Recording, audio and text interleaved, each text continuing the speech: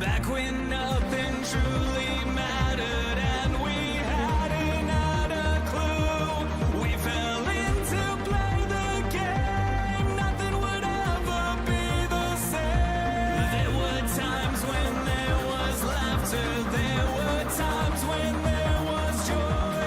But they took it all away for the pleasure in our pain.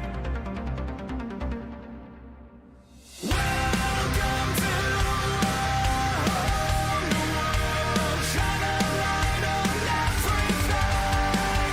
Please don't be scared for what we made. Welcome to our new world.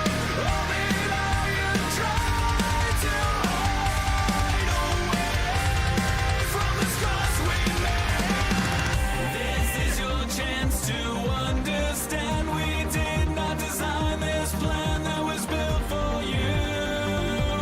There's nothing you can do. This is my warning, this is your sign that you can't go running high. We will fight for you. You know it to be true.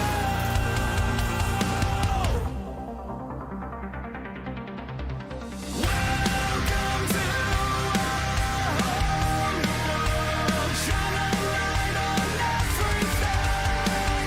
Please don't be scared for what we made. Welcome to our new world. All that I tried to hide away from the scars we made.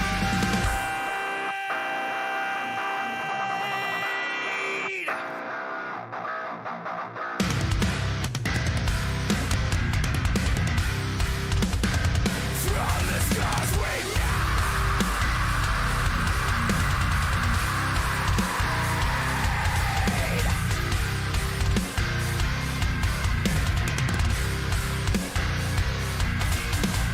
Welcome to our new world. Shine a light on everything. Please don't be scared for what we made. Welcome to our new world. Shine a light on everything. Please don't be scared for what we made. Welcome to our new world. All that I tried to hide away from the scars we made. Welcome to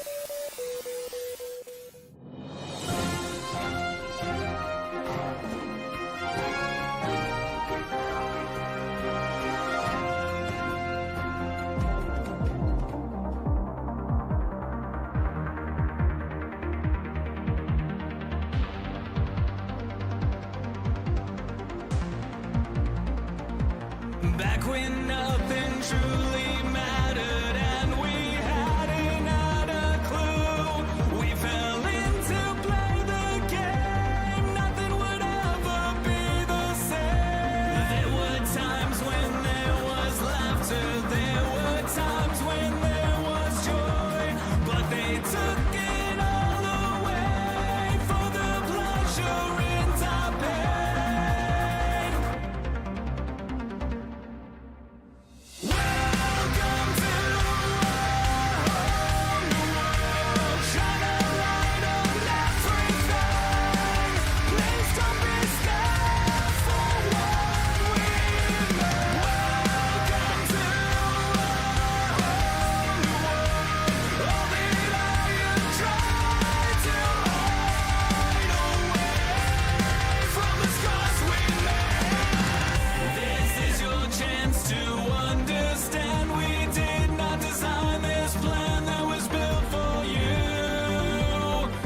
nothing you can do.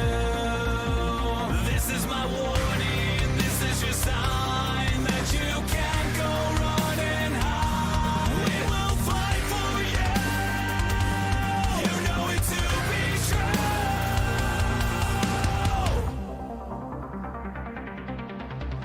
Welcome to our world, shine a light on everything. Please don't be scared for what we mean. Welcome to our new world. All the liars try to hide away from the scars we made.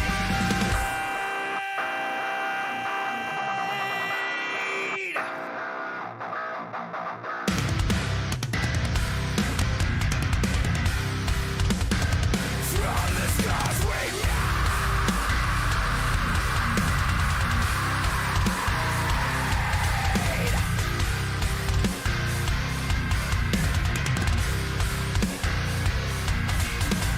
Welcome to a new world. Shine a light on everything. Please don't be scared for what we made. Welcome to a new world. Shine a light on everything. Please don't be scared for what we made. Welcome to all the liars try to hide away from the scars we made. Welcome to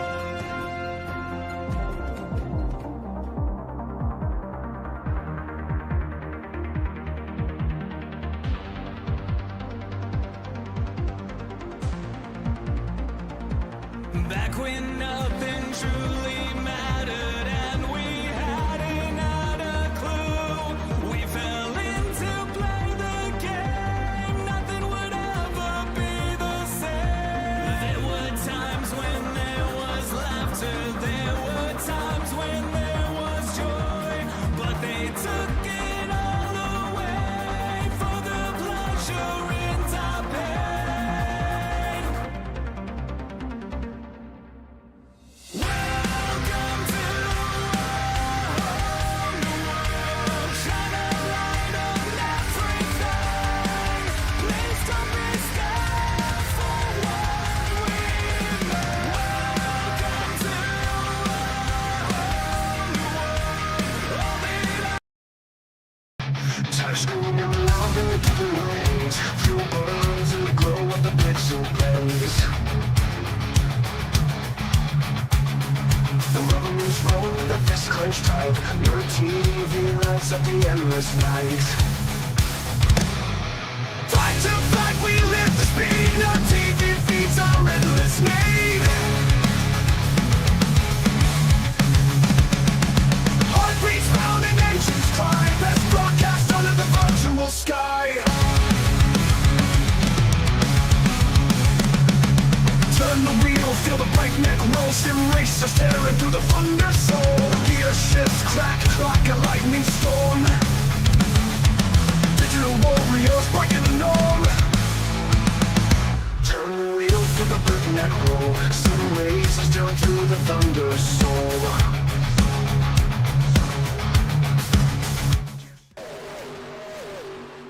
And welcome back to Nerd TV for another Wednesday night OP ButtKicker Grand National Series race live at Bumpy Daytona. Bumpy Daytona, race 2 of race 3 of the first round of the playoffs here as we get the Nerd TV Countdown to Green officially started, presented by Icon Apparel Company here. And we're going to go 70 laps for the Jimmy Reynolds at Tona. And here's the weather on the track. 82 degrees in the skies, 67% humidity, partly cloudy, and a little bit of wind, upwards of 7 to 8 mile an hour of wind. So that might be something to watch out for. I don't know. We'll have to see how these cars work. At least we're not Australian time, Dustin. Australian server with these cars at Bumpy Daytona, I might as well just pack my bags and leave for the night. But they got it fixed. We're now on the Eastern servers, so we're good to go here. And my name, of course, is Jeremy Stanley, aka Jay Swifty, and to the right side, the one who always been calling the shots with me these Wednesdays, is Justin Lauston. What's up? Yeah, finally on the in the right hemisphere here. A little bit of a snafu. Did not want to run this in the Australian server. The ping was outrageous. But admins quickly got that resolved back, and we are here for round dos. Numero dos for the first race 2 for the first round. Again, get to see the Gen 4s back in action. We ran the 2011, the repaved version of Daytona last week. This week, we get the bumpy version, and then we end round 1, Jeremy, at my favorite track, Talladega. So it's gonna be a crazy one. Last week, we saw Alex Green take the victory in just crazy style. It's a lot of stuff happening. Highest playoff driver to finish was Vicente Guerrero in 4th place. So points are going to be on the line big time, Jeremy, as now they are not all tied. Everything is up for grabs at this point in time. It sure is. Everything is still there. If you had a bad race week 1, you still have 2 more weeks to try to settle it out. And of course, we're at super speedways. So it literally can just, flip on a coin. You could go bad one week, good the next week, and be right there back in the hunt for the 3rd race. You just can't have 2 bad weeks in a row. It's just not going to be possible. Now, Dustin, last month we were presented with the term nerdy tubes. Jeremy Medlock on the YouTube giving us a second one. Hey there, Nerditunes. Nerditunes on the nerdy tubes. We're just going to start keeping track of these names, man. We're just going to go and register and trademark every one of them at this point in time. That's mine.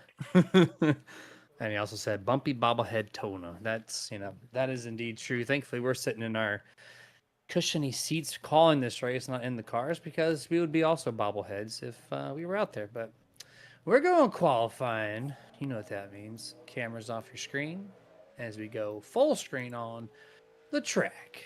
And as we're going to call off for these drivers in this qualifying session, just a quick recap of the top 5 of the playoffs so far for race number 2 before it gets underway. Jeff Crosby Jr. leads the thing by 6 points over Adam Kilday.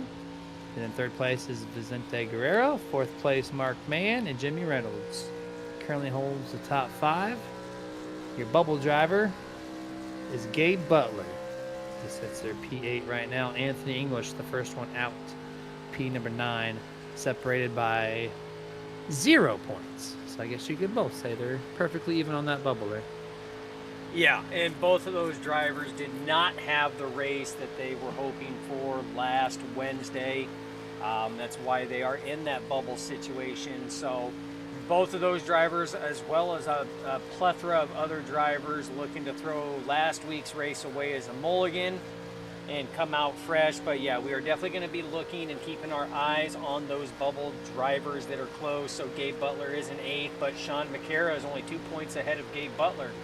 That's only 2 positions right there on the track. That is how close that is. You have Eric Lowry is 3 points below Anthony English, English is the first driver below the cut line, and then Everett Lane as well. A lot of drivers there.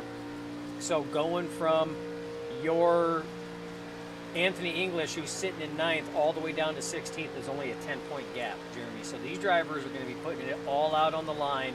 They're going to be going for those covenanted stage points at the conclusion of lap 35. They're going to try to find themselves up there, putting themselves in position for the win at the end of the race. They're going to do anything they can to try to stamp their ticket into the next round of the playoffs. Absolutely. We'll be trying to do that here, and it's a very tough track. I know it's your favorite. Your bicep doesn't agree with you, but yourself, you agree with it. This is an awesome track to race at every single time because it's not stagnant and easier, if you will. It's always bumpy. It's always versatile. You gotta move around. You can't just stay in one lane. Things are difficult. Yeah, every lap's different. Every lap. Even if you try to take it the same way, it's still different because, I mean, you're going to take a bump just slightly different. You're going to hit it at a different speed. I mean, like you said, I mean, it's every lap is something new that it's thrown at you. And yes, you're right. It's my labrums. So still have a front and top labrum tear, both good size. So a lot of force feedback typically is not my friend. No, especially not for you. And as we're winding out this qualifying, got a couple more chats in there. Jeremy Medlock saying that me and him have both had the same chair. Not just the first name, but also the same chair, a.k.a. he's not racing, of course. He's just out here watching. We got William Luttrell out here with the Stephen Luttrell fan club. Popping up virtual tents in the chats, just here to watch a good old time. Love it. And then William Luttrell says, "Hey, Jeremy Squared and Dustin." So shout out to everyone across there. Jeremy Squared. Love it. Oh, I tell you what, the chats never cease to amaze me. No, they never do. I'm trying to remember the name of the people I raced with last night. I'm gonna take a minute to look over that while we're still in qualifying, but it was a complete oddball duplicate name, different people. So I'll have to find that out. But we got 1 minute left in this thing. Your top 5 in qualifying is Gabe Butler, Jeff Crosby, Everett Lane, Rick Sanchez, Zach Fritsch. As we're approaching 45 seconds left. Look at those times, though. 5th, 6th, and 7th. 49.39. Had to go to the 3rd or 4th decimal point just to stack and rack those 3 positions up. So qualifying is important, Jeremy, because it gives you that pit stall. It's real nice when you're in Hunter Reynolds' position now as he just knocks Gabe Butler off, where you can drop the jack when you're coming down pit road and just burp the gas and your nose is already over the line. It's real easy to come out on top, especially under caution pit stops. That's true. I mean, whenever you say pit stop or your qualifying time and your pit selection means much at Daytona, I'm like, get out of here. That's silly. But bumpy Daytona actually matters. It really can play a factor on where you finish in this race and how your night goes. So here we go. You saw the camera change. You know what that means. It is gridding time. But before we grid and go over that, we're going to shout out our main sponsor, iconapparelcompany.com, your place to find and create the most iconic team jersey out there on the market. You can just simply go to iconapparelcompany.com, design your own jersey, submit it. They develop it with some of the best materials that you can put on your body, ship it to your door, and boom, there you go. You got one of the best jerseys, highest quality prints you can find. And you can find a lot of other different cool, unique stuff and iconic stuff at iconapparelcompany.com. And here we go. Starting lineup for tonight's race number 15, round 2 of the opening set of races for the playoffs. Hunter Reynolds, Gabe Butler's your front row. Jeff Crosby Jr., Everett Lane in row 2. Row 3, Rick Sanchez and Zach Fritsch. Row 4, Anthony English, Mark Mann. Row 5, Eric Lowry and Dana Shepard. Row 6, Robert Hooligan, Adam Kilday. Row 7, Jimmy Reynolds, Gary Bergeron. Row 8, Vicente Guerrero, Les Levy. Row 9, Jeff Crosby Sr., Andy Briganti. Row 10, Dave Hunt, Dwayne Corbett. Row 11, Sean McCara, Derek Donna. Row 12, Stephen Luttrell, Nathan Warren. Row 13 is Len McNeese and Steve Rada and Douglas Johnson. Car number 27 in the field. is your caboose here this evening. Yeah. And here's the thing, Jeremy. So, number of these drivers, you see a lot of playoff drivers that are up there in the top 10 starting positions. They're wanting to be up there, like you said. You know, here at Bumpy Daytona, Daytona 08, it's your starting position can be vitally important. Yes, it is a super speedway. Yes, it's a restrictor plate track. But sometimes that third lane we have seen has been difficult to get going on here. That safer barrier sticks out with the bumps. It's harder to keep that smooth line up there. We see a lot of cars scuff and rub that safer barrier going through turns 1 and 2 and 3 and 4. That a lot of times for a good amount of the race will give you too wide racing. And as of recently, especially in these cars here, Jeremy, we've seen that second lane struggle. Typically, that second lane is your rotation lane. You'll get a good push on that second lane. They'll drop down into the first lane and allow that second lane to keep moving forward, keep the airflow going, keep everybody's engines cool, because nobody wants to grenade an engine on lap 5. But the last couple times we've been here and we've seen these cars here, they have struggled on that second lane to get things going. So it's going to be interesting to see how well this works. And temperatures are always going to be a key factor anytime you come to a restrictor plate track. Anytime, absolutely here. These cars can lock bumpers, but when they do, those things cook real quick. Speaking of real quick, I brought up an oddball of name situations I had in a race last night in my Dirt 360 race, Dustin. One's from the Ivory Coast and one's from the United States, and they're both named Ember Thomas. Ember Thomas and Ember Thomas too. Do you think that's legit there? Two different countries, same name? Absolutely. First name is Ember. Absolutely. It's very, very 1 in a million shot there. They got to be related, but different countries, who knows? But here we go. Pace car dropping down. Hunter Reynolds here to start this race off. Throttles out the ready. Green flag. Green, green, green, green, green. This thing is underway. The Reynolds wrap 26 gets the advantage and lane choice before even turn 1. He's probably going to stick to the bottom. Let's see what Gabe can do with Everett Lane, who's quickly become one of the best top 5 runners in OP. Yeah, now that second lane will get that momentum built coming out of turn 2, and they will pull side by side. Jeremy, that is one thing to keep in mind. We have talked to a number of these drivers throughout this season when they have ran this new Gen 4. These are momentum cars, as you see Everett Lane and the... Oh! Was that Kilday just completely demolished the outside wall? There's actually 2 different wrecks, I think, that were in the same exact corner here. Adam Kilday is one of those cars. He was hooked by the 44 getting into turn 3 just barely. Take a look at the Nerd TV replay and see exactly what just transpired on lap 0.75. Oh, he just drives up into him, Dustin. Maybe a bad bump from the car behind, but for the most part, the 44 yeets across the back bumper of the 85, and there we go. Oh, Off in yeah. a heavy impact. He drives him through. Yep. He drove through the car after wrecking Les him. Look at Levy that. gets it. Oh, Andy Berganti, man, gets a piece. Dwayne Corbett gets a piece. Does Derek Donna drive through that? Oh, we're going to have to go on board. I don't know. Derek Donna he did. Wow. That everything was happening. Well, hold on. Maybe. Oh my. Yeah, everything was happening right around him. That was just crazy. But yeah, I mean, he did punt. Sorry, he did punt the number 9 there, trying to slow it up. But outside of that, just makes it through. Pretty impressive. You see the 44, no contact. There was no bump there. No bump from behind. No. There was plenty of space. That almost looked like Anthony English was trying to clear up to get behind Adam Kilday and just misjudged the distance between his front bumper and Adam Kilday's rear bumper. And just everything ensues behind him on that one.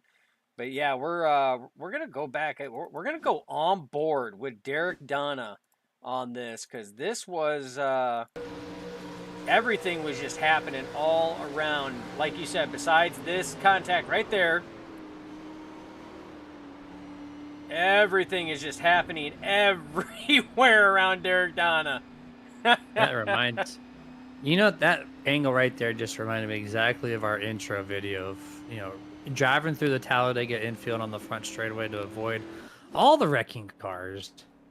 That was exact replica of that there in turn 3. No right front. Man, 85 Adam Kilday. That's a fast Going to repair. use, on Boom. lap 0.5. And that's Man, that's tough. yeah, that's no good. That's no good. But hopefully his night can stay clean. That was completely not the 85's fault. Like you said, it was just Anthony English, just misjudgment there. We're going to shout out another one of our partners. We don't talk about him much just because, well, we don't have a caffeine team member to switch our camera to. So, brezcoffeeco.com, if you're looking to pick up some great flavored coffee grounds. Ours in particular is churro flavored with sugary sweet joystick, churro flavored coffee. It pairs well with a couple different creamers. You can go vanilla, of course, your standard, but you could also go with a caramel, because if you ever dipped a churro into caramel sauce, it's well worth your time. You can get that at brezcoffeeco.com. You just got to search for the word nerd. You're going to get 2 that come up. One is ours. Obviously, you just saw the image on the left-hand side of your screen a minute ago. So pick that one, put it in your cart. There it is. A refresher of what it looks like from 10 seconds ago at brezcoffeeco.com. Yeah, and as I was saying before, the the chaos ensued. These are momentum-driven cars. A lot of drivers, you know, that's where they are struggling, is because if you lose any bit of momentum on these things, you're going to notice it. You're going to feel it. You know, whatever lane you're in is going to slightly go backwards. You're going to have to build that momentum back up. So the winner tonight is going to be the driver that knows how to control and maintain that momentum and has somebody behind them that can maintain that momentum as well. Because no driver is going to get to victory lane without somebody giving them the assistance behind them pushing. Yeah, 100%. The guys who got it done on the outside on the opening half a lap are now P1 and P2 side by side this time. Gabe Butler is the first lead change car of the night. 2 leaders only so far, with Gabe Butler being the one. And, of course, Hunter Reynolds leading off the green flag to start this race. We're going to restart this lap, which will be on lap 5 when they get to the start-finish line. And hopefully we see some green flag racing, because I'm really curious on how these cars are going to go around this track 10, 15 laps in, and who's going to be the first to change tires under green flag if we can get green flag stops. Because unlike the other 2 super speedways, Dustin, you can't save tires all 70 laps here. Correct. And I mean, a lot of times, and some drivers may elect to try to take all 4. Some will elect to take 2. I can tell you right now that I'm usually a driver that at these tracks, I will elect to take left sides, because especially if my tank is pretty much empty, it's going to be the same amount of time. I'm not going to lose anything, and it helps so much, especially at Daytona on this flat apron for pit exit. It definitely helps out big time. Pace car down. Throttles out the ready. Green flag. Green flag back in the air to the 88. Gabe Butler elects to take the outside lane just because it worked for him so well on the start of the race. He's going to bring the 071 of Eric Lowry with him, who was just behind that wreck on lap 0.75. But he's got a little bit of an assistance with the 17. The inside, bumpy, moving around a lot already. But they got a better chance here off of turn 2. But, of course, that outside is going to eat them up quite a bit here on the back straightaway, halfway down the Daytona backstretch. Almost dead heat to 3. Yeah, and that momentum, if they can maintain it, that high side is going to be your momentum driver right now. But inside lane of Everett Lane and Hunter Reynolds doing an excellent job. You've got Robert Hooligan down there as well, and that. Oh no! And there goes Everett Lane. He's going around. Hunter Reynolds is around. Jeff Crosby Jr. is around as well. And Jeremy, we got our second caution of the night. Not one single green flag lap completed out of 6 laps here. This time, bad bump from your pole sitter, Jimmy Reynolds, or Hunter Reynolds rather, hits the back of the 24 Everett lane, off-centered slightly to the right angled bump. You're going to see it right here on the Inter TV replay. You see the left bumper color. That means he's not squared up with him. There's the contact. Never got squared. Shoots him right into Gabe Butler here on the outside and quite a bit of others. But mainly just the damage done to quite a few cars on the inside lane. You see Fritz, he slides up. He's going to collect a couple drivers right here. Crosses out. Oh, big contact there between him and Dana the 43. Shepherd, that taco smell car, one of our favorite cars. He gets hit. Looks like Gary Bergeron, a playoff driver's got right front damage there. So he was collected. Les Levy, he gets ARCA braked beyond belief. And then so does Dana Shepherd gets ARCA braked beyond belief. That's by Doug Johnson down there. And Jeremy, it looks like another championship playoff driver right now, 44 of Anthony English, involved in this one as well. So, Jeremy, it is not looking good for some of these playoff drivers right now for the second race. And that's not what you want to hear, knowing that you only have this race and next week to punch your ticket into the next round. Yeah, that was quite interesting. Maybe we should go on board the Oakley visor camera of Steve Rita, our nerdy sports driver. He had a little bit of a wild ride looking at this wreck here. He was in the back of the field, and thankfully so. He got a great just perspective of how everything went down. If we got that angle, I know Dustin does. He's got to press the magical buttons. Thanks Stream Deck and the stream software to not talk to one another. He has to do a little bit more work behind the scenes to get the magic done, but here he is. We're going to find Steve out of this deep in the back in the Icon Apparel Company car. Here we go. We're going to see everything here. Watch the pile up right in front of him. He goes from top north to south. Piling in. Everything's wrecking. Where do I go? We're just going to stop. Just locks it down. Go left. And then, oh, there's Shepherd. No, we're going to go this way now. And I think we're finally clear. Good heads up there by Steve. Excellent heads up there by Steve. I mean, just to completely lock it down like that's the best thing that you can do at that point in time is just lock it down, let the chaos ensue until it winds down. And once it winds down enough and you see a clear path, then take it. Another caution, another spot this time. I'm going to bring up Race EPI. That's Elite Performance Industries, raceepi.com.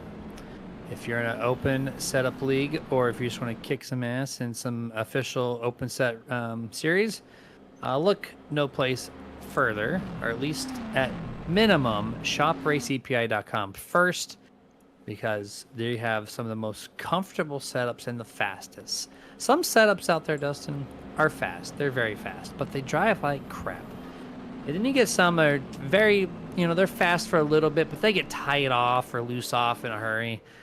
Race EPA doesn't have that problem. They very well at keeping the short run and the long run going, no matter what track and car combo. And they're going to get you in victory lane. So that's going to be at raceepi.com. We call that balanced. Very balanced indeed. But yes. I try to be very descriptive and sell the product, and you just come back with a one-word line. What a salesman. What a pitch. Right? Simple How pitches, do you describe man. your setups? Balanced. All right, It's Jeremy. fine. So like you said, 2 cautions already. We haven't actually gotten really any green flag laps in, because the first lap, I really don't count that as a green flag, because half of it you're spent just trying to get through the gears and up to speed.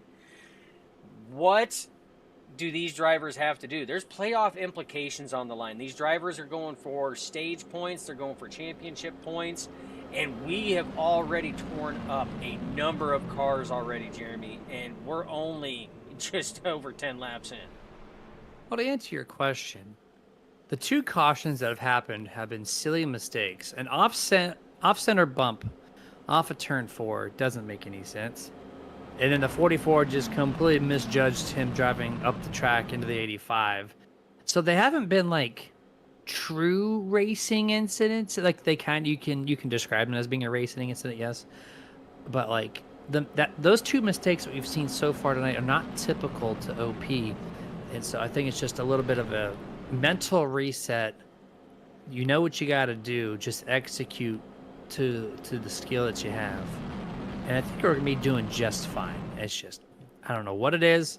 Maybe it's just the atmosphere in the air being the playoff season, but they're driving just a little bit different out here with the car, Dustin. This is only their third race in this car, so there's also that factor to get a grip of it. But we're gonna find out how they execute on this restart. Pace car going to come down, restarting lap number 9. Can we go one full green flag lap? Time will tell. Green flag in the air. The number 5, Rick Sanchez, leads him off to the green. Yeah, and you know what? I'm not falling into this trap again. I'm not going to say anything about the 5, okay? I've learned my lesson. You did? I hurt feelings last week, so. Uh-oh. But excellent start by both your front runners right now. Rick Sanchez leading the inside lane. Robert Hooligan, the pusher on the inside. You got Jimmy Reynolds, your race sponsor. The lead car on the outside. Side draft there between Hooligan and Gabe Butler, as Gabe Butler is given the business and the push. And Jeremy, we have a huge separation in packs right now, as we got all kinds of stuff going on back here. That's kind of wild. Yeah, a lot of movement, a lot of almost wrecks happened in the back half, which caused that huge separation off on the front stretch. And I think we're going to do it, Dustin. Green flag lap completed. Lap number 9. So we're 9 laps down to the 70 total. Going to have a stage break in the middle of this thing, 26 laps from now. And let's get these green flag laps a-ticking. Yeah, as you see, Jimmy Reynolds did officially get clear of Rick Sanchez on the inside by virtue of push from the 88 of Gabe Butler, and he goes to the inside. Now, Gabe Butler back leading that top lane. He's got the 9 of Dwayne Corbett behind him pushing.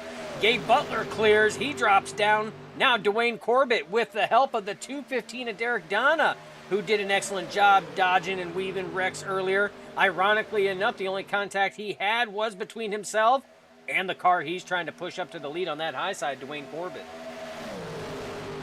Gabe Butler knows when he's cleared, and that's a fact. As we got 2 green flag laps underneath our belt. Now we're on lap number 11. 10 laps completed. Here comes Gabe Butler and the number 9 of Dwayne Corbett on the outside, who logged 4th place last lap. And now he's going to be battling for the race lead this time around. The driver who started 20th, Dustin. 20th. And look at him here. In the lead. Oh, 215 there. Donna going for the money spot. Strong move to the inside. Yeah, he seen the opening. They double cleared Gabe Butler on the inside there, and he went straight to the inside of the 9 of Corbett. But now Steve Rada giving the push to the 9, trying to get Corbett up to that front spot, and he's got him cleared. Corbett is clear for days and takes that spot. They double clear on the inside. Steve gonna follow Corbett to the bottom, but he has to release him there. Has a whole car separation to the 9. That's not gonna help the inside, as the outside has the momentum momentarily until they get to turn 3. Let's see if they can single or double clear, and it looks like it's going to be a single clear. Mark Mann's going to elect to stay on the top momentarily as the 9 gets back to the quarter panel as they come off of turn 4. Yeah, Mark Mann up there leading that top side, trying to get something going. Clears, moves down in front of Corbett. That's going to leave the 33 of Jeff Crosby Jr. up in that top side. He's going to have pushes from the 36 of Stephen Luttrell, and Zach Fritsch working back in the picture after being involved in that last incident that took place. So we got movers and shakers of 71 to Sean McCara, playoff driver, making his presence known up in the top 10 as well. Great battle this time around for basically the top 15. Side by side here. Does a 33 drop down? No, he's going to stay with Stephen Luttrell in the 36 here. Welcome to the top 3, sirs. As Dustin, these guys are just cycling. Every single lap we got somebody else trying to lead a lap here. And Crosby has a great chance. He's going to make it happen. Luttrell looks to the inside. Not going to make it happen this time. New leader, 33. Yeah, Crosby Jr. and Luttrell double cleared the inside in front of Mann. Now Zach Fritsch leading the high side charge with Sean McCara behind him and Nate Warren. Those are 3 FSR team drivers there on your Monday side of things in the Premier Series. So they know how to work together. But Jeremy, this is very reminiscent of what to expect with these cars' momentum, that middle lane being your cycle lane. And look at Gabe Butler on that third lane by himself, Jeremy, and made it up to the top 5 before starting to lose momentum. He did a fantastic job getting there, but the momentum has been ruined as he drops back continuously here on the front stretch to start lap number 15. The 12, Zach Fritsch, your newest leader every single lap, Dustin. We have had a new leader 3 wide up the middle here with the 215 in that middle spot momentarily. We go back to 2x2 as they get to turn 2, now off the corner onto the backstretch. Yeah, fantastic racing going on right now. You're seeing a lot of drivers cycle to the inside, some cycling to the outside. There again, that's contact there. Crosby Jr. out of shape. And we have a wreck going on. Caution comes out. Steve Rada involved in that. And then, oh man, more contact with the 62 of Les Levy on that one. And Jeremy, he's hurting. That thing is crab walking like crazy right now. Yeah, Steve's gonna have to use that fast repair up. That is way too much damage to try to repair, I think. And this is just a domino effect, Dustin, in turn 3 on the Nerd TV replay. Just in front there was a checkup of some kind. The 71 had to back down, the 33 backed down, and by the time I got to Mark, man, it just domino affected into this, which ultimately resulted in the 215 Donna just pile driving Steve Rada into turn 3. Yeah, well, and the 215 got a little help from behind on that one as well. That's why he didn't have any control on that. He literally got full. Yeah, Jimmy Reynolds just full flat rate shipped the 215 of Derek Donna right into the 0-3 of Steve Rada. There was no chance. 215 checked up. Jimmy did not. Arc a brake central there, and off they go. But I mean, let's be fair, folks. When you are that close and this stuff happens in the blink of an eye like that, these cars, they do not stop on a dime. All right, they do not. So drivers can try everything they can, but the first rule of thumb is you want to try to back it down so you don't run the driver in front of you over. If you can't do that, your next option is an escape plan.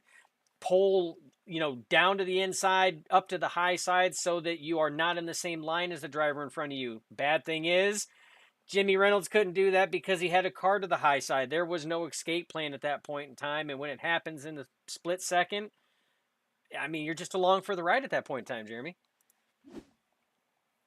It really is. As Steve pulling a Brad Keselowski in car, taking a picture and sending it to me. His wheel is turned 185 degrees. That wheel is upside down to drive straight. Things are completely obliterated. And I don't. Yeah, he's fast repairing. So yeah, there's that. he has to fast repair. And here's the thing: for those that don't know this service or anything else, they're probably like, well, why did he sit here and have muscle that thing around the track to get back to pit road? Why didn't he just tow? Towing is hit or miss. Sometimes you might have a minute and a half, minute and 50 seconds. Other times you might have a 3.5 minute tow.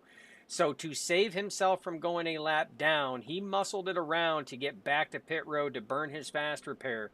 And that ultimately, Jeremy, is what kept him on the lead lap and still in contention, not trying to fight or bid for a lucky dog. Yeah, 10-4 on that there. Another caution, another partner drop. This time, our good buddy who has not joined us on the YouTube recently, but that's okay. Mr. Jeff Brown from iRacing iFlag.com.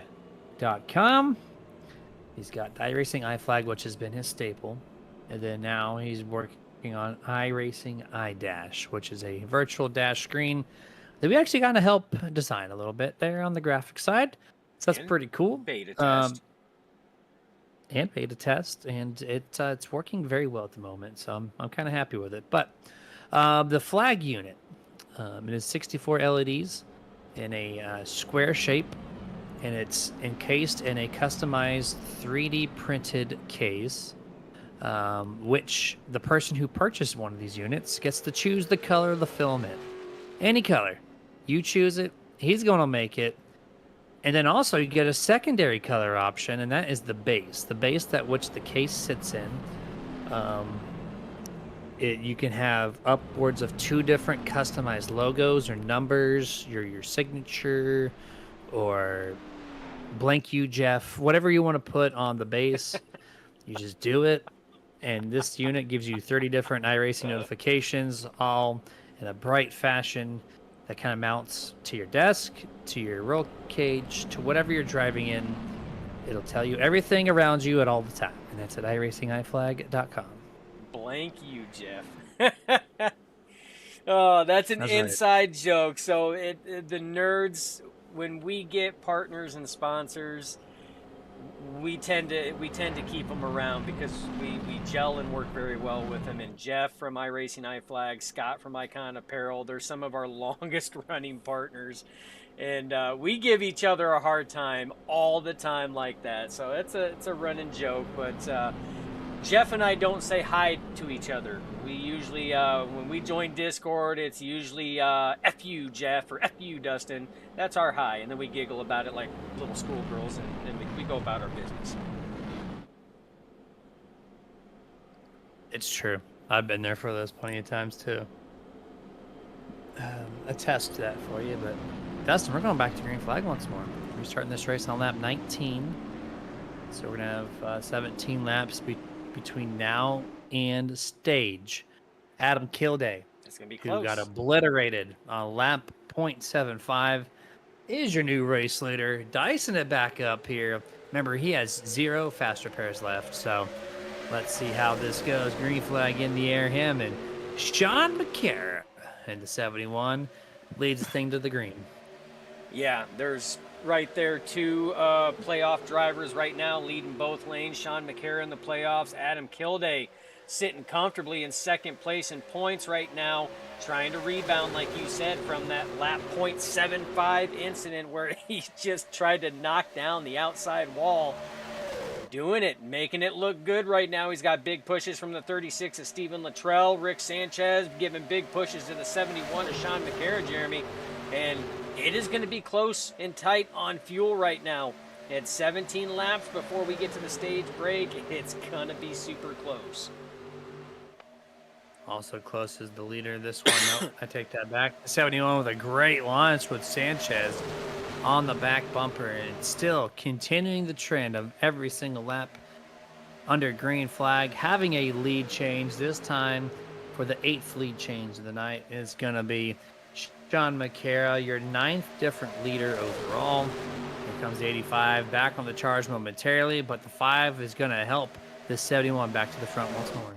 Yeah, and it looked like Sanchez was expecting the 71, who was more than clear to move down, and didn't. He had to go through the last set of corners, peeking his nose out to get temperature, and there, I mean, you see what happens if you do not take it. Somebody else will. The 71 had a slow merge, but Rick Sanchez, he had to get some air to that nose. He had been pushing the 71 hard, so he cleared down to the bottom, passing the 71. Rick Sanchez, race leader, big pushes from the 85, and look at the tandem.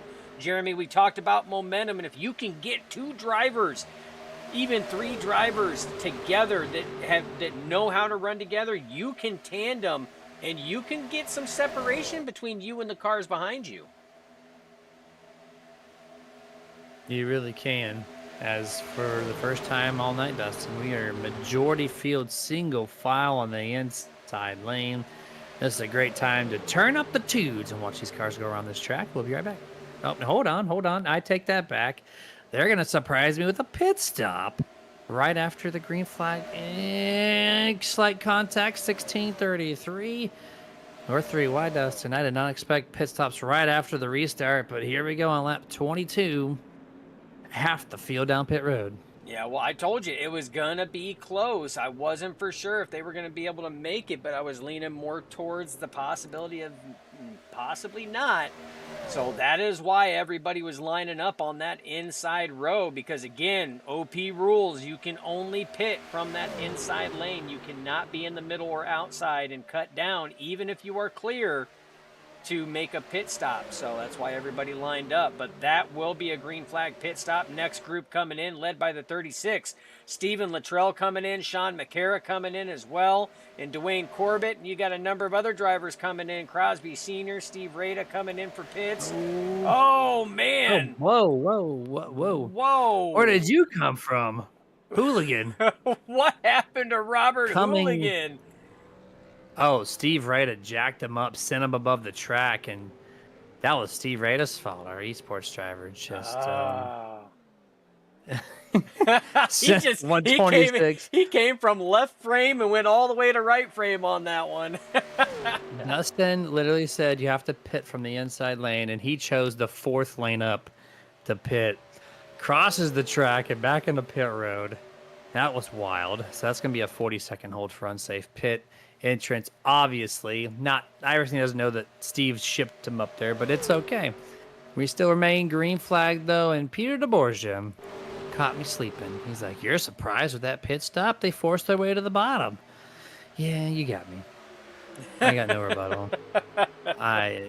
I was just zoned in on some numbers, and things happened, and so Peter DeBorgia is actually going to be our next week commentator, believe it or not. He volunteers himself with the call out. Hey, you know what? That's why I appreciate Peter. I appreciate Peter, I do, because he's not Willy Wonka. He doesn't sugarcoat shit at all, and I love it. You know what? Just tell it straight. We're adults here. We may be kids at heart, but we're adults. You know what? We can take it. Some of us can take a little bit more, like myself and you. We're married. We have kids. We're told no. We're criticized all the time. We get used to it. So, but Peter, definitely not Willy Wonka. So thank you, Pete. I like that. So still counting down. Lap 25 is what we're working on. Out of 35, that is the goal to get to the conclusion of 35 to end stage 1. Gary Bergeron is technically your leader, but he's all out there by his lonesome, as everybody he was drafting with went pit side. And this next group, led by the 26, your pole sitter Hunter Reynolds, they are just going to gobble him up like he is standing still. Yeah, watch this. This is 187 mile an hour to 180. It's a 7 mile an hour difference before getting the corner exit. Now they have the draft, the slipstream of Gary Bergeron. And they're just going to go sending him to the back in a hurry. All I can think of is Talladega Nights, Ricky Bobby. Are those the other cars? That's all I can think about. When you are the lonesome guy out there, and it's nothing but a line of cars just lined up nose to tail. And 62 out there with a little assistance to keep Gary in the pack. Look at that. That was very nice of him. And he tucks back in right where he was. And then just like that, now he's going to go to the inside and try to pass some cars here. 1, 2, you see Derek Donham, 215 with still no nose clip on that car from his wreck earlier on this evening. And looks like Peter DeBorgia back on the chats. There's like 3 front fenders amongst the 5 cars. Yes, this is this is what it looks like when you can't get the first 10 laps under a single green flag lap. You just have some cars that have some damage there, sir. Yeah, we go from Gen 4 to open wheel modified. That's just how we do things, man. We make adjustments on the fly. But Peter is not wrong. The man of constant observation there. It's Everett Lane. Everett Lane, Dana Shepard. Absolutely no front clips on those things. All you see is chassis and radiator. That's all you see. But Jeremy, we're taking it down right now. We're going to find out exactly what Hunter Reynolds and what these guys' plans are. But, I mean, they are out substantially as everybody else has come down to pit. So this group right here was the first one to come down to pit. That's got Rick Sanchez, Kilday, English, and Mark Mann. They're all out there trying to pull some laps. They're just coming out of turn 4, as your leaders right now are coming out of turn 2. So that tells you the lead that they have right now. big lead, and Peter wants to know if they're just kind of hanging out to saving it for lap 31 and then getting a caution. That's possible. Very I possible. don't have that stat and page in front of me, but I would assume that you are correct there, as our in-race reporter is bringing up ideas for us. We'll see. Lap 29 now. So what he means by that is OP has a rule, if we all don't know by now, that if a caution falls within 5 laps of the scheduled stage break, boom, that is stage. So on lap 31, if we see a caution, boom, that's it. Hunter Reynolds right now would be your stage winner if it were on lap 31 at this time. So that's a lap and a half away. Can they make it on fuel? I don't know. It was tight for a lot of drivers. These couple drivers electing to stay out. They might or might not. I don't know. I don't think they can. I mean, that's a long stretch, especially if you're Hunter Reynolds right now, who's been out front breaking the draft for these drivers, for Everett Lane, Dana Shepard, Derek Donna. Those drivers might be able to, because they have been nothing but in the draft. And if they've been in the draft and doing it right, saving fuel, they might be able to stretch it. But I don't know about the 26, Jeremy. You know these things, they burn a lot of fuel. But something else you got to keep in mind is we have 2 cars out there right now that have no front clip. That is going to be extra drag on those cars. So to maintain speed, they're going to have to burn a little bit more fuel. So you see these cars going to the inside lane. Might see some pit stops coming up as we're, again, working lap 30. Getting ready to come across the line. These drivers elect to stay out again, so it's going to be interesting. I can tell you one thing, though. These drivers right here, they're not going to have enough time. I mean, they are just entering turn 3. Hunter Reynolds and company right now, getting ready to enter turn 1. They're not going to have enough time, so the only thing that Rick Sanchez, Kilday, English, and Mann can hope for is that lead pack, that they do not have enough to make it on fuel. And they're actually keeping up a decent pace, too. They're only 0.3 of a second slower than the bigger pack behind, as they're holding about an 18 to 20 second gap here on lap 31 now. So there's no chance of the second or third pack catching these guys if they can make it all the way. And they even actually have some room to back it down, which, well, speaking of backing it down, they finally give it up. And everyone's safe. Gary Bergeron, a little squirrely on entrance, but outside of that, clean entrance for all these drivers. Yep, so coming off of turn 4 now, this will be your lead pack as they cycle their way around, crossing the start-finish line. Going to be amongst these 4 drivers as it sits. Remember, we are at that point of safe return. If a caution comes out, that locks in stage. These 4 drivers are racing for those stage points. Right now, Sanchez leading the way, trying to get himself a stage win and trying to secure himself a little bit more, but we also have a bigger pack just a little further back, too, led by the 88 of Gabe Butler, and they're tracking, Jeremy.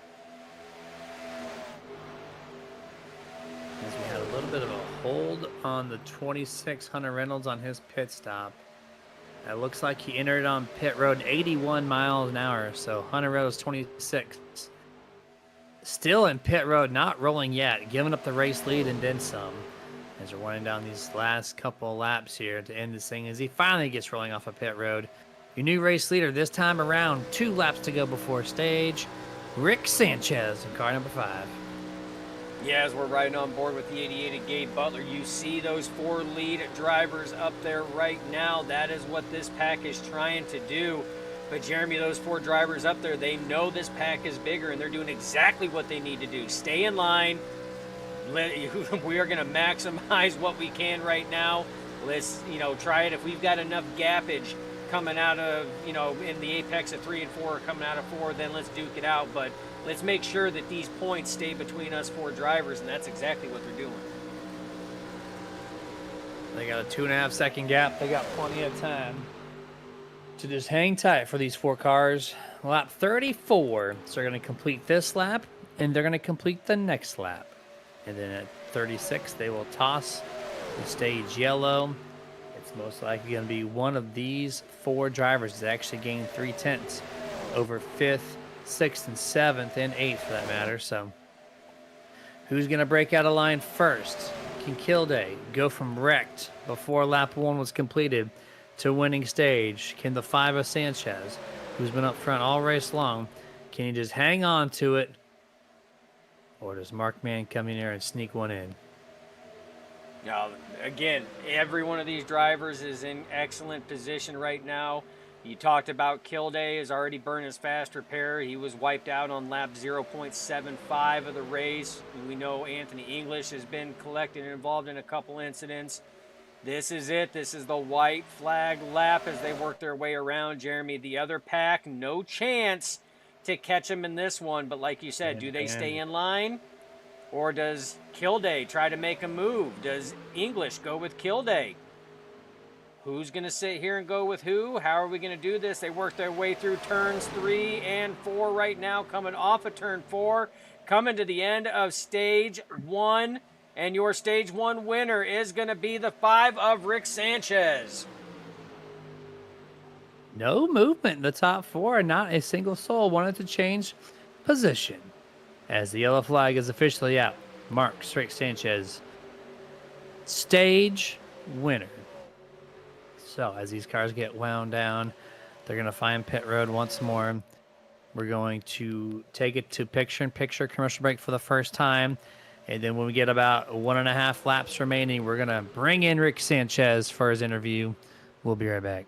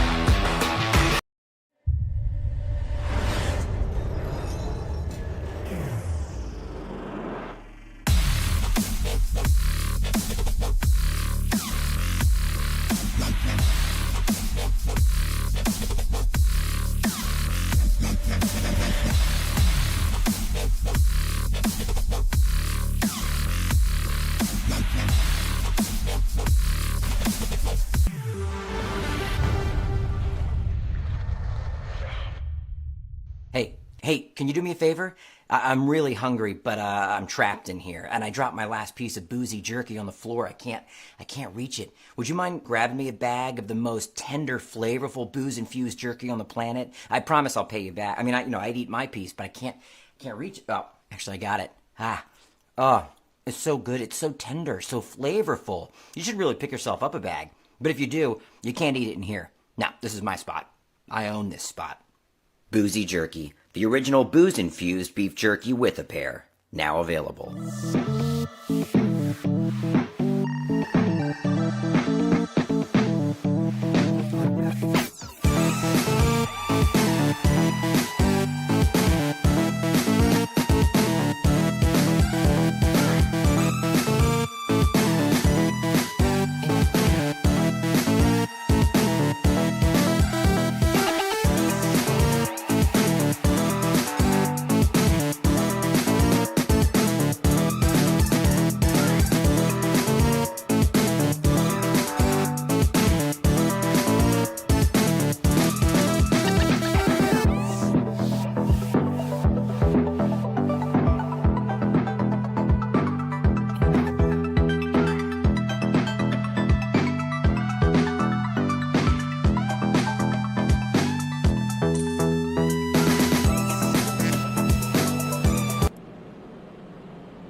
And back to full screen as we get kind of started to get ready for the second stage. We got a lot more drivers coming down pit road for topping off their cars. Our stage winner, Rick Sanchez, held himself on pit road for quite a bit of time. He's coming down once more.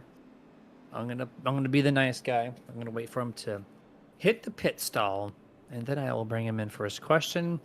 On exit, he's got it, no problem. But on entrance, I want to make sure he doesn't miss his stopping point here. I want to be the nice guy. There he goes. He's in the stall. He is in channel number 5. Let's bring him in to the booth. Or not. Let's see if I can drag him for the second time. It looks like he moved. Where did he move to? I don't know. All right, there he is. He went way out in a different channel. There we go. Rick Sanchez, this is Jeremy and Dustin in our TV booth. You got a copy. Hey guys, what's going on with me? Hey, pretty eventful first stage. It took 10 laps to get a green flag lap in. We figured out the car and how it handles. How did you figure it out and keep that car pretty clean for the most part to win stage? I listened to my teammates and said when to pit, and I pitted when they did, and then we just kept it clean and able to pull it out there and stay away from everybody. And barely made it in there. I was on fumes when I pulled into my pits there. Oh, I tell you what, Rick, I got called out, man. I gave you the worst case of commentator's curse ever last week. And I got called out big time in the chats. So when I seen you up there, I flat out stated, I'm not saying nothing. I've learned my lesson. I'm not saying nothing. So glad to see you got up there, and I mean, those stage points are going to help you big time. You know, I needed that. Yeah, you definitely needed that. You were about 4 positions under the cut line. So looking good right now, buddy. Keep the momentum I just got to going. get that top 5. There you go, my man. Well, we're going to get you out of here. You're going back green. Good luck. Hope to talk to you at the end of the race. All right, guys. We'll catch you later. Yes, sir. Very odd restart. Single file the entire field coming to the green flag. I don't think I've seen that in quite some time. Admins do reserve the right to make that happen. I don't know if that happened naturally or not, but here we go. 36, Stephen Luttrell, your race leader on this restart, which is on lap 40. So as they get to the line this time around, Dustin, will be 30 laps to go. Absolutely. And yes, you are welcome, Nespai. I did. I learned my lesson, and we chose to be nice this week. So absolutely. What a see, hero. you can teach an old dog new tricks, Jeremy. That is proof right there. You can. But like Listen, you said, for 2 days. For 2 or 3 days. for 2 or 3 days. Yeah, so they forget. They tend to forget after a while, and they go back to old habits. So we'll find out next week. We'll find out. We'll find out. But I think we've got some patrons in the chat that are going to keep me on the straight and narrow for sure. Luttrell out front lead right now. Sean McCara giving the pushes there. They've kind of separated out, but you got Gabe Butler, Anthony English trying to get that second line going, and Jeremy, everybody is lined up on the inside. Butler and English are the only two up towards the front that are in that second lane right now. You have to go all the way back to Gary Bergeron, who's floating with thinking about going to that second lane there. He finally makes the decision and commits, but that's all the way back outside the top 10. Everybody lined up right now. Chase action there between the top 2. Gabe Butler, new leader this time around on lap 42. Him and Anthony English just hooked up right now currently, as he finally had to release him to cool off the engine momentarily. So your top 5, Gabe Butler, Anthony English, Stephen Luttrell, Sean McCara, and the 9, Dwayne Corbett. And here comes the outside. They got 4 cars now, Dustin. They're trying to get things formed up once again.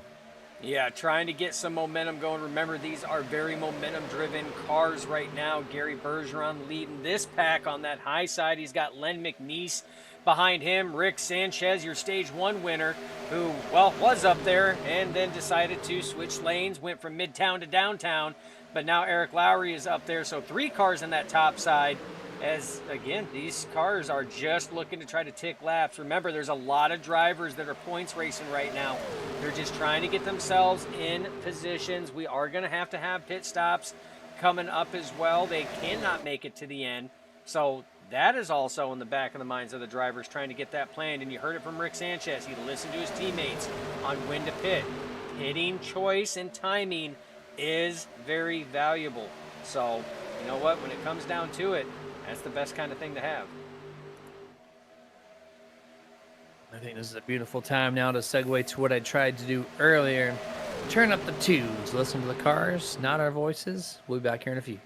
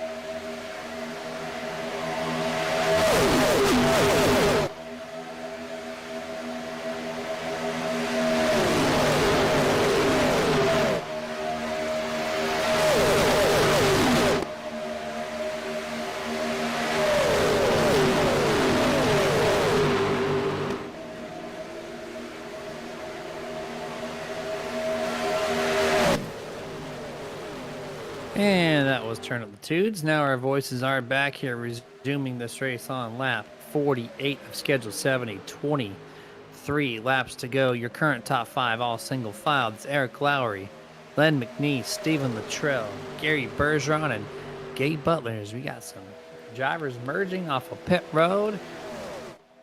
And I feel like... Is that strategy there to pit so early? 22 to go, Dustin?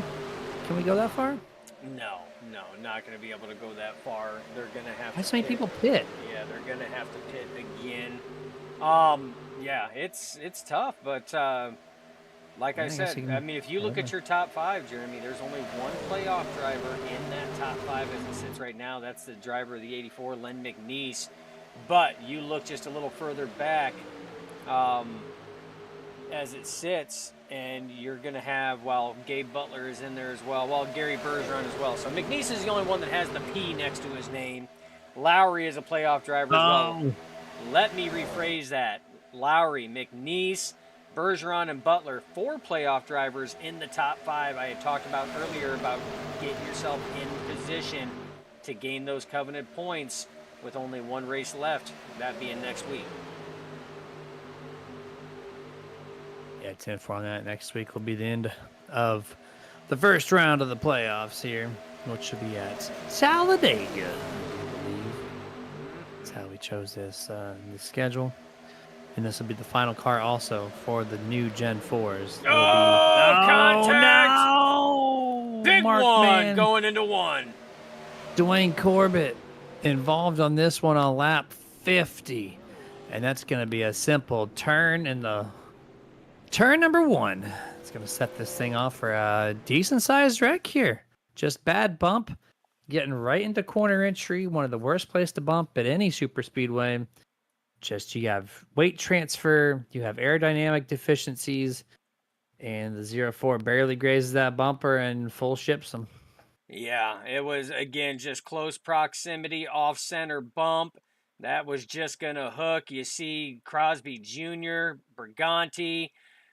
You see the 17 of Jimmy Reynolds involved. Of course, Mark Mann, Nate Warren, Les Levy involved. Hunter Reynolds was involved. A lot of beat-up and banged-up cars involved in this one here.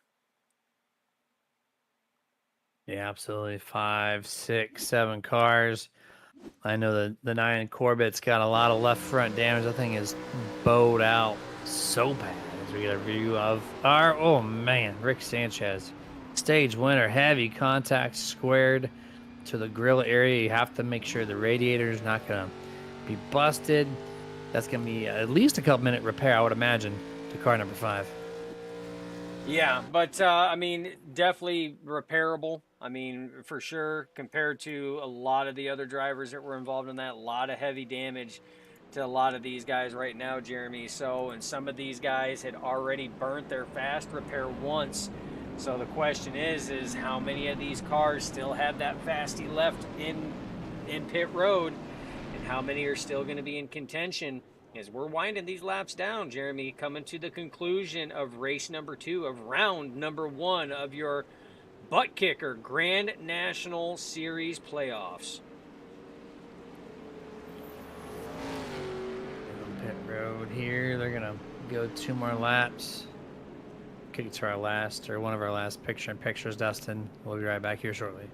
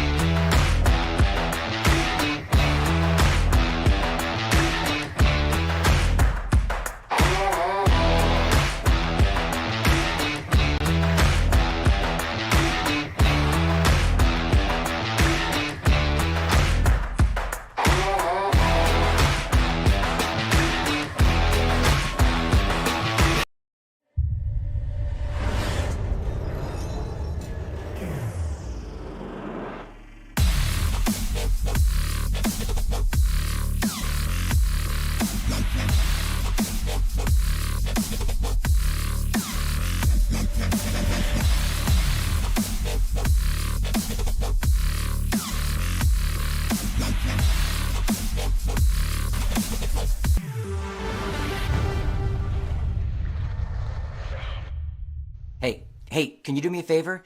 I'm really hungry, but I'm trapped in here, and I dropped my last piece of boozy jerky on the floor. I can't reach it. Would you mind grabbing me a bag of the most tender, flavorful booze-infused jerky on the planet? I promise I'll pay you back. I mean, I'd eat my piece, but I can't reach it. Oh, actually, I got it. Oh, it's so good. It's so tender, so flavorful. You should really pick yourself up a bag. But if you do, you can't eat it in here. Now, this is my spot. I own this spot. Boozy Jerky, the original booze-infused beef jerky with a pair. Now available.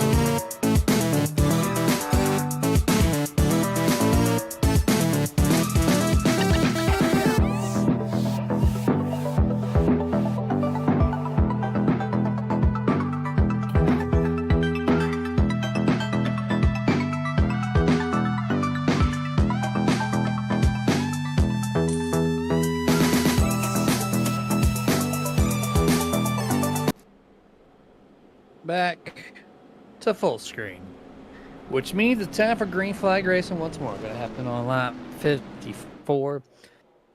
So we get to the line. It's going to be, 17 laps remaining before this thing is all said and done. Who's going to come out on top? Pace car. Down, pit road, throttle at the ready. Green flag. Green flag back in the air once more here for race number 15 of the overall season. Race 2 of 3 for the first round of the playoffs. It's 44 Anthony English leading the field. The 84 Len McNeese is out there. Gets a great launch, actually. He's going to clear the 44 already, and now the 84 36 lead the front. Yeah, that was an excellent start on that high side there. Great pushing, good tandem work between the 84 McNeese and the 36 of Luttrell. Got the 84 McNeese clear the inside lane, and now it's McNeese and Luttrell leading your top and bottom lanes right now. 43 Dana Shepard giving big pushes to Luttrell. Sanchez up there third in line as well. And you got Eric Lowry. So a number of playoff drivers right now, Jeremy, working their way towards the front as we are 17 laps to go in this event. 16 as they cross the line this time.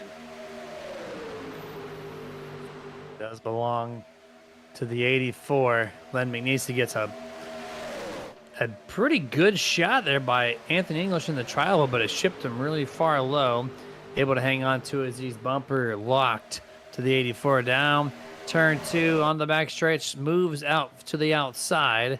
He's going to go side by side with Len McNeese here. And that's going to be notated as my 17th lead change amongst 13 leaders, Dustin. Yeah, and now the 44 of English, 36 of Luttrell now linked up. Look at the momentum and the gap, 2 car lengths difference in between second and third.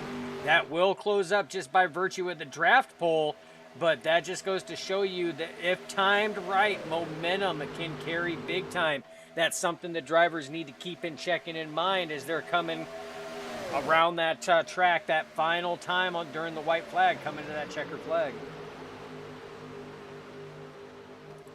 I think, the answer to Chris Jordan is I think they all got one more pit stop in them. I don't think they can go the rest of the way, but it's going to be close. It's going to be very close if they can. We'll see. Definitely going to be close on this one. If they have to go overtime, they're all coming down pit road. Just, there's no question. In my mind, there's a 44, 36, 84. Those three have a 3-way breakaway before everybody else gets 2 by 2 by 2 through the remainder of this top 15. Anthony English is going to lead back-to-back laps here. 14 to go. Yeah, 14 to go. Your front 3 are in a line. Your battle side by side now is between the 071 of Eric Lowry, 43 of Dana Shepard. Shepard trying to get that high side working. He's got the 5 of Sanchez behind him and the 53 of Dave Hunt behind him. trying to get something going as well. Dave Hunt not on the lead lap, but up there still providing pulls. The 36 of Luttrell jumps to the high side, trying to carry that momentum there, side by side with Anthony English. Got to fight for the top spot. Yep, there it is, just like that, 2x2x2. Looked like Steve maybe wanted to go to the third lane, but keeps it behind Dave. Oh, bad bump. Len McNeese to Anthony English. What a save. Going to chuck up that inside lane. Man, oh man, that could have been big. Could have been big, and you've seen what happened to the momentum. It killed the momentum on that inside line, allowing Luttrell to clear down to the bottom, went from midtown to downtown, now leads the inside lane. Dana Shepard in the 43 still leading the charge on that high side, now neck and neck with the 84 of Len McNeese. Big pushes from Sanchez as now he's side by side at the right rear quarter panel of the 44 of Anthony English. Little two-car breakaway at the moment, 36-44. Let's see how long it takes for the taco. Oh, here we go. Here's the pit stops to answer the question. No, too tight on fuel. These 5 drivers guaranteed not to make it until no contact. Gabe Butler with a mistake. That's very odd to see. He went into the grass. That's probably going to warrant in some type of unsafe pit entrance. Yeah, that was kind of odd, Dustin. Yeah, well, the 71 of Sean McCara was coming in pretty hot. Tried to woe the car down, locked it up, and that threw the timing off for the 88 of Gabe Butler as well, as Butler still sitting on pit road, and that's what it looks like, Jeremy. Going to be held for unsafe pit entry, 40-second hold by iRacing race stewards. Not what a playoff contender wants to see. As the next set is coming down, led by Anthony English. And, oh, man, we have a car way off track right now. It's going to be the 84 of Len McNeese. That's going to be another unsafe pit entry as he will be held for a 40-second hold. Yeah, just way too much speed. Locked it down. Couldn't do anything about it after the late commitment on the brakes. So 2 drivers under green flag this time with issues. 2 front runners, for that matter, too. 2 Everybody else looks like drivers. they are good to go. And that's a great notation. 2 playoff drivers as well. So to win the championship, Dustin, you gotta hit your marks a little bit better there. You gotta do everything right. You absolutely do. And, I mean, we've stated it time and time again, races can be made or broken on pit road, and we have seen 2 mistakes, costly mistakes, that are going to hurt playoff drivers, and they're going to have playoff implications at this point. And granted, there are things that could bring them back into it, Jeremy, but you don't want to have yourself in that situation at all. The 071 of Eric Lowry way slides through his pit stall. That's going to be costly. Another championship playoff driver with a costly mistake on a slide through. So, Jeremy, pit road just not playing nice for these playoff drivers tonight. Does not seem to be the case here on this final green flag pit stop cycle of race number 2 of the playoffs. At this time, do the remaining leaders come down? No. You still have Gary Bergeron leading the pack here with Dwayne Corbett, who's involved in that last big wreck about 10 to 15 laps prior. The cars in front of them are lap down cars, not for positions. So the 999 and the 9. All 9s here, P1, P2. And they got 9 laps to go, 8.5. It looks like everyone cannot make it. So is the 999 rather. Is he going to be doing it as far as he can like he did the last time, Dustin? At this point in time, I mean, it's entirely possible, Jeremy. We've seen strategies like this pay out, and I mean, just immense dividends. You know, wait for that caution and everything else to try to catch people off guard. But, I mean, at this point in time, I mean, if a caution comes out, oh, man, there was a bad off-center bump there from the 13 of Briganti to the 53 of Hunt there. Hunt held on to it. Nicely done. But at this point in time, I mean, it's not going to do any good because if the caution comes out, they had 23 laps to go prior to that pit stop. You're not going to make it to the end at that point in time. At least I wouldn't believe. I don't know. I'm not the math whiz when it comes to the fuel calculations. That's usually Peter's department on that one there. But I'm saying that they can't make it. I have to agree. They're chilling in the back of this little line of cars, so they're giving themselves the opportunity. I just don't think that's going to be executed as well as they're hoping. But here we go. We got 7 laps to go. Remember, the last 2 cars in line are your front 2 in the field. The next group of cars for position is 3rd place Everett Lane, who just got passed. Zach Fritz is now 3rd. Zach Fritz is going to cycle through.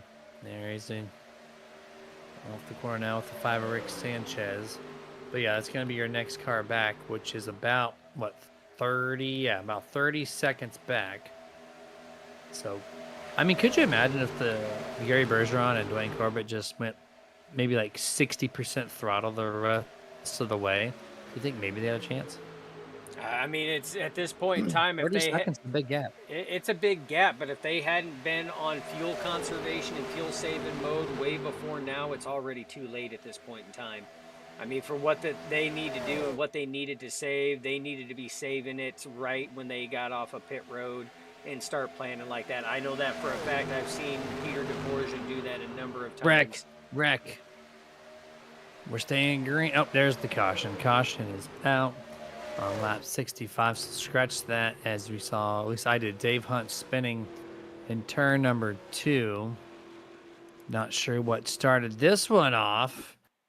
And bad bump potentially from the 13 of Briganti.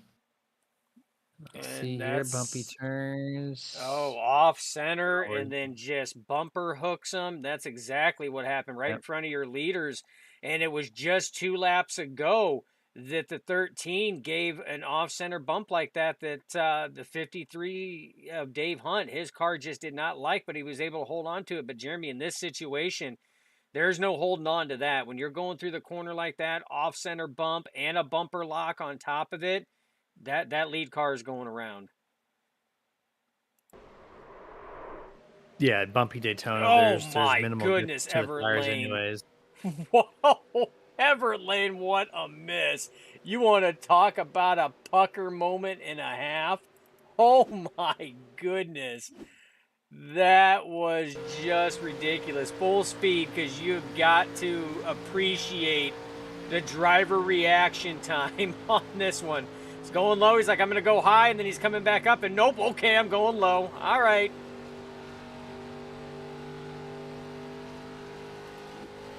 That was a crazy there moment for the 24.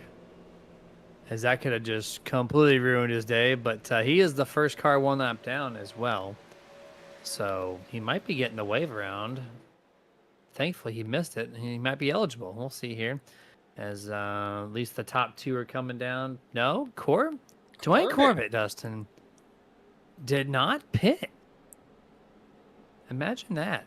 The guy who's going to try to run it to the end.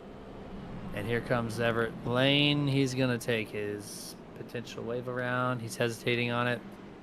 And there he goes. Going to get his wave around. So it's going to move the 24 from almost being wrecked to back to the main lead pack. 17 cars will be in there for that. Quick commercial break one last time. We'll be right back.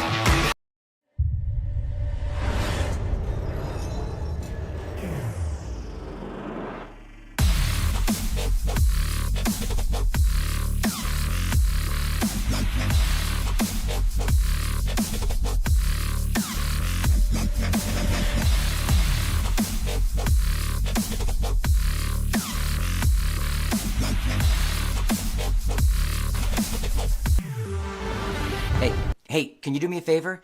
I'm really hungry, but I'm trapped in here, and I dropped my last piece of boozy jerky on the floor. I can't reach it. Would you mind grabbing me a bag of the most tender, flavorful booze-infused jerky on the planet? I promise I'll pay you back. I mean, I'd eat my piece, but I can't reach it. Oh, actually, I got it. Oh, it's so good. It's so tender, so flavorful. You should really pick yourself up a bag. But if you do, you can't eat it in here. Now, this is my spot. I own this spot. Boozy Jerky, the original booze-infused beef jerky with a pair. Now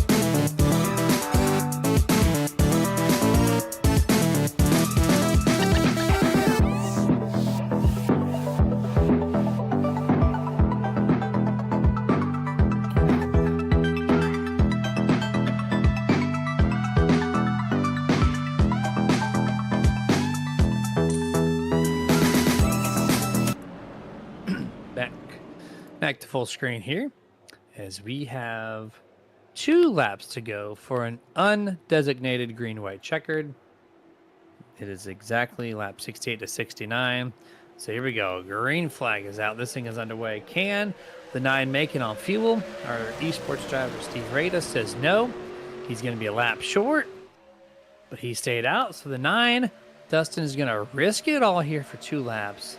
Can he make it on fuel? And if so, how competitive is he going to be in this top 5? Can he make a miracle happen? Yeah, and that's an excellent question. I tell you what, it's a gutsy move, but I like it. I like when drivers risk it all for the biscuit, as they say, trying to go for the win. But right now, momentum on the top side. Zach Fritsch, big pushes from Nate Warren. Oh, contact back there between Hunt and Everett Lane. They keep it straight, though. Racing still continues.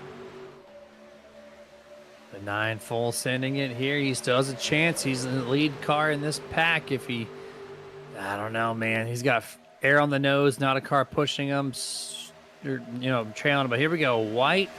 Is that the white flag? Yeah, white flag, 1 to go. I did not get the signal on my end. That's kind of weird. But here's the wreck. Big wreck in the back. 3, 4, 5, 6 cars involved. We're staying. Green flag. And oh, the 9 of Corbett gets turned by Rick Sanchez. He's probably out of fuel. I bet you he is out of fuel, and Sanchez had nowhere to go. Hold on.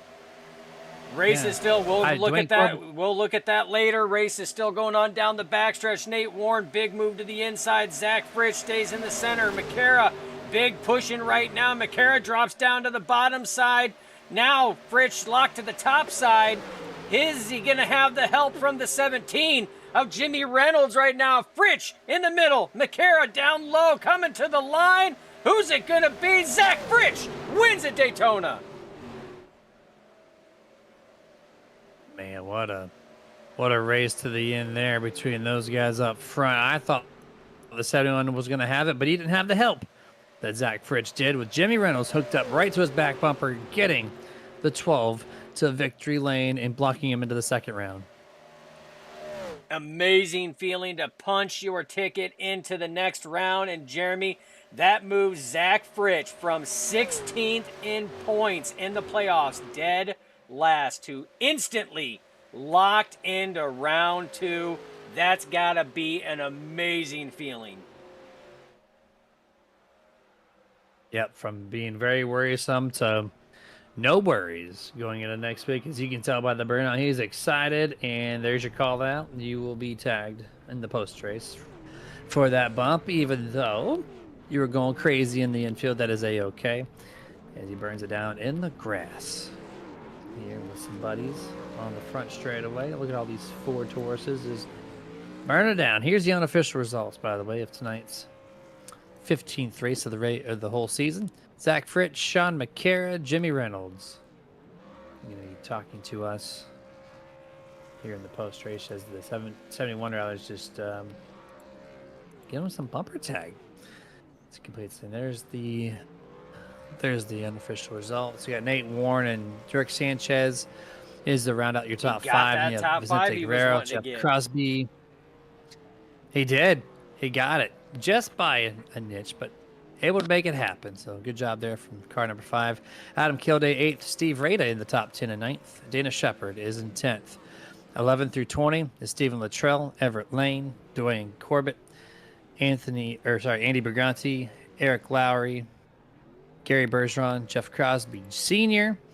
That rounds out your top 17, actually, and your last car on the lead lap. 18th on back, 1 lap down or more. Derek Donna, Gabe Butler, Douglas Johnson, Mark Mann, Dave Hunt, Hunter Reynolds, Anthony English, Len McNeese, Les Levy, and Robert Hooligan. Dustin, there's quite a bit of drivers in the playoffs that are back outside that top 15 and 20. Yeah, looking at some of those right now, I mean, it's you got Gabe Butler, Anthony English is back there, Len McNeese is back there, Gary Bergeron was in 16th. I mean, these are drivers that you did not want to have a bad race to follow up last week. I mean, this was the one to show up and show out at, and now it's going to be make or break, Jeremy. So a number of these drivers are definitely going to be racing aggressive, and they're next week, and they're going to be going for those points. Absolutely. 100% here, and I'm just going to drag them one at a time, Dustin, from their channel as they are all just driving through the infield here at Daytona. They're having fun. Interesting way to celebrate. I love it. This. Yeah, the whole track's open back here, so full send it. It's very cool. So here we go. As we're going to kick off the post-race show, and as they continue to burn down the infield, we are going to talk to our top 3. Jimmy Reynolds first up to bat here in 3rd place. Jimmy Reynolds, this is Jeremy and Dustin in the TV booth. What's up, man? Hey, how y'all doing tonight? Hey, we're doing fantastic. Rough start to the race, but it got better and better as time went on. Somehow you went from 13th to 3rd overall. So walk us through your race. How'd you get P3? Heck yeah. I was just surviving. This race was, I don't know. It was, it was crazy and quite a few cautions, and I had some damage, so I got most of it fixed. I think I still had like 25 seconds left. So I wasn't quite sure that the car would have the speed to be up in the top 5, but we're going to send it anyway. Well, that you did, man, and it worked. These cars very dependent on the aero. You get a lot of solid runs from the draft, so it kind of helps your damaged car, I guess, kind of stay up there. Do you think that was the case of just a lot of draft helping you maintain your position? Yeah, I believe it was. When I was on the tail, it was hard for me to keep up with them, but then once I started working my way in the pack, and then we got that last caution, I was able to have a decent restart. And I know a couple dropped out, I guess, which kind of helped our position. And so yeah, I just locked on Zach's bumper and just see how far we could take it. No, I tell you what, man, you were sitting 4th in points coming in, Jimmy, prior to the conclusion of this race. That 3rd place finish is going to help out drastically. What's your mindset going into the final race of round 1 at Talladega next week in these Gen 4 cars? I'm excited. I like Talladega. I do love 08 though. I mean, I don't know. It's one of my little niche tracks. I tend to have pretty good finishes here. I was kind of concerned because I did not get any stage points because the way we were running, and I think we were a half a lap behind the leaders at that point.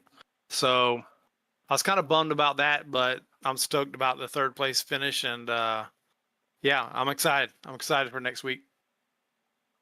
Oh, absolutely, man. Well, get to it. We'll see you then. Any final shout outs before we let you go?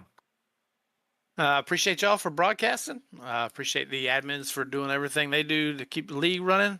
Appreciate the racers for showing up, because without them, there'd be no us. There it was. 100%. I got to. Keep crashing the car, man, in the infield there. We'll see you next week. See you. Oh, That's Jimmy Reynolds. Car 17. he's an awesome guy to Dustin just sit down and Cunningham. just talk with, man. It's awesome. Yeah, quite a few of these guys absolutely are fun when the race is turned off and you're just having You're conversations. just chilling, man. We're gonna go. You're just the boys. Just chill. We're gonna go a little symmetry. We're gonna flip the 17 into the 71, Ooh. and it's gonna be Sean McCara. Finished second tonight. Started 21st, up 20 spots overall. Sean McCara, congrats on P2. Yeah, thank you. Able to lead a couple laps there. The car, for the most part, looks well. It looked pretty clean before the post race wrecking started to happen there. How did your night go in your perspective? I think I had a 1X on like lap 50 or so, and I noticed that and was scared out of my mind of jinxing it. And even that 1X was just kind of sleeping on a pit exit under caution, hitting the grass a little. And I finished a 5, so it was very clean, very good. I was just glad to get a clean finish. Struggled to do a lot of that. Of course, with Fritch and Nate up there at the end, goal was pretty much just to get one of us to win, and the rest to get great finishes. We got all of us in the top 4, so mission accomplished there. We're pretty happy. Yeah, man. And then the next week is the final race of the round number 1. You came into this thing 12 points outside of the lead, 2 points away from the last bubble driver, which Gabe Butler, that is, finished 19th. So you have a good amount of breathing room heading into next week. How you gonna plan for that race? Pretty much the same way I planned for every race. Just try to have the best race I can, let things handle themselves. See a few people finish a lap down, having a good race. This race will hopefully give me some breathing room, so that way if I struggle, it'll keep things up. But no, won't. I don't plan on racing differently just because I have a buffer. Rather try to get a good result, and then that way if I don't, just know in the back of my head I might be okay. I'll go ahead and get to it. Good luck next week, man. Any shouts before we let you go? Just shout out to the guys we race with. Fritch and Nate and both the Jeffs. Worked well that race. We pit first for the final stage, and that's what got us up into that really good finishing position. We all finished well, so especially shout out Fritch for winning that. Absolutely, man. All right, man. Well, good luck next week. We'll catch you then. All right, sounds great. Thank you. Yes, sir. All right, there we go. There's second place, Sean McCarron. Now, teammate, same channel. Number 12, Zach Fritch. As we load up the Victory Fuel scene here, this is Zach Fritch, the first win all of this season. And it comes in kind of clutch last in points to now locked into the next round. Congratulations. Ooh, boy. Was that something? Yeah, man. Race was chaotic. Oh, yeah, it was. It was definitely different. There for a minute, I was like, really? Am I going to fight Sanchez for this freaking final 10 laps just to try to block up for a win? But, luckily that didn't end up being the case. Got some teammates to help push me around. Got Nate Warren to push me around. I told Nate, I know Nate is in a desperate situation too. He's only like 4 points above me. I was like, I'm gonna tell you something, brother. I'm staying high.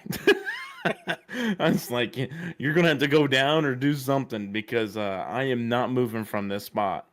So, and then he tried it, and then obviously Sean did the same thing once he got clear. Sean would like a win too. Sean hadn't have a win in forever. And luckily my boy Jimmy Jam was able to come and save the day out of turn 4 there to help push me to the win. I tell you what, Yeah, man, it was crazy watching that unfold live. What was your feeling when you seen Nate drop down and Sean drop down, and you seen the distance between you and Jimmy Reynolds, Mr. Jimmy Jam himself? Were you a little worried at that point in time whether he was going to be able to close up and give you the momentum push you needed to get that win? No, for sure. Yeah, my heart was dropping. I ain't gonna lie to you. I was about turn 3. I was like, "Oh no, am I literally gonna lose it? Literally gonna lose this race just like this? Are they gonna get that run? Finally, the bottom lane's gonna crush it, go soaring through. Knowing my luck, they'll go soaring through, and I'll end up finishing 3rd or 4th somehow." And I thought, trust me, I thought it. I was like, "Oh man, come on!" And then Jimmy had one heck of a push there out of 4, and I was like, "Wait." I have a shot. I got a chance here. And then as soon as I was ahead of him there at the pit road entrance, I knew it was a done sealed thing, and my streak was finally over. I tell you what, you definitely had a shot, and it was from Jimmy Reynolds himself because he blasted that rear bumper and did everything that he could, and it was just enough, man. good. Super happy to call that race, knowing that you were last in the playoff standings, and now you're locked into round 2. Super happy for you, my guy. I'm Oh probably yeah, I just did. as happy for you up here in the booth as you were crossing the line first. So congratulations on that. But it's your moment, it's your time, man. Any shout outs, any thanks you want to give? Of course, shout out to you guys. You guys do a heck of a job. I can't thank you guys enough. You guys do tremendous work. Netter twos, the whole program and everything. Especially all these newcomers, people watching. Make sure you check these guys out. These guys are awesome stuff. They're even just when you hear them on the broadcast, they are just like that when you go join them in a Discord channel. They're, straight out of the room, talented. I just can't even make up words. But anyways, you guys are awesome. I appreciate you guys. Appreciate all the OP admins doing all this and stuff like that. The Grand National Series, ButtKicker for sponsoring this race. Obviously, my wife let me do this every Monday and Wednesday, even though she wants to chuck my brains out sometimes. Yeah, and then shout out to my team that was with me, Sean, Jeff, Nate, and all those guys, senior. So yeah, appreciate you guys, appreciate everyone, and shout out to all you fans watching, of course. All right, man. And maybe next time you win, you won't crash the car on the front stretch outside wall. Got my call out Oh, there. I knew I was waiting. As soon as I was doing the spin, I knew they're gonna I was like, man, if I hit this wall right now, they're gonna do the wump wump wump wump. You know the rules, man. You know the And rules. I knew it. I knew it. That's like, oh, I just skimmed that wall too. Hopefully they didn't see it. Yep, and then they seen it. Of course we did. So then I tried making everybody do the road course if you didn't see. Oh, we And, seen. We seen. Oh yeah, my tires were shot. I was just spinning the entire time. Well, you were in better shape than freaking Vince was. I think he was missing his entire right front tire. He, Still he trying to said do he the road lost his course. wheel. Yeah. He said he's lost his wheel. He said his wheel came off.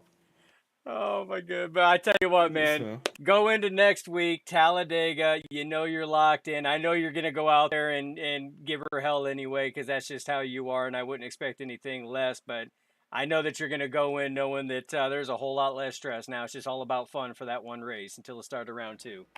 oh, for sure. But then the one thing I got to do is I definitely got to help out my teammates. I mean, like I said, without them right now there at the end, I wouldn't have won that race. So definitely first step is to help Sean and help Jeff, or help Sean. Actually, you can include Jeff, but Jeff's the leader. I mean, come on now, that dude's freaking Wednesday champ. But help Sean and Nate try to get up. Maybe even help Senior. I can't. A Senior? No, Senior's not in the playoffs, but definitely Maybe help even Nate and Jimmy Sean Jam. for sure. And definitely Jimmy Jam after Yeah, tonight. there you- Oh yeah, for can't sure. forget him. Oh, I didn't. All right, my man. Well, good luck. We will see you next week, man. Can't wait to call the action from Talladega. And again, congratulations on punching your ticket into round 2.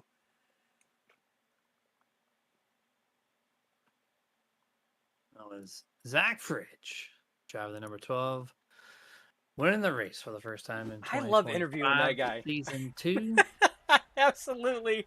There are certain individuals, man, that when they give an interview, they just have fun with it, throughout OP and all the time that we've been doing this. Zach Fritz is one of them. I love interviewing Jimmy Reynolds because even if he had a bad race, He's still fun to interview as well. Gabe Butler's another one. Like Vince is a good one. I mean, there's a number of drivers that are just fun to interview. Anthony English gives good interviews as well. So it makes these post race interviews a lot of fun when they have fun with it too. Yeah, he's top 3 best interview. Just so much energy that guy brings. And maybe we'll talk to him next week. He's got that momentum on his side. Now he's gonna go have some fun. So we'll see. We'll All right, see. guys. I appreciate you joining in. A bunch of fun tonight. It's a little rocky start, but we got there and we were having a blast. So come back next week, same time, 9 Eastern, 8 Central for the final race of round 1 for their playoffs. But tomorrow, also at 9 p.m. Eastern, we are live for the PSRA Fixed Arca Series. So if you want to watch some of those cars, come join us less than 24 hours from now, and we would appreciate you. You guys stay safe, get your nerd on.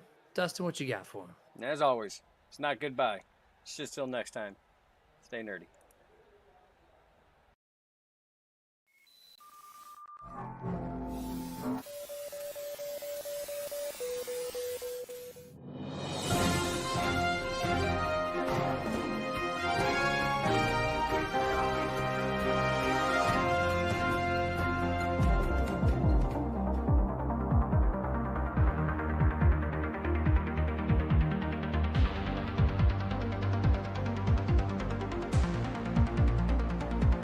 Back when nothing truly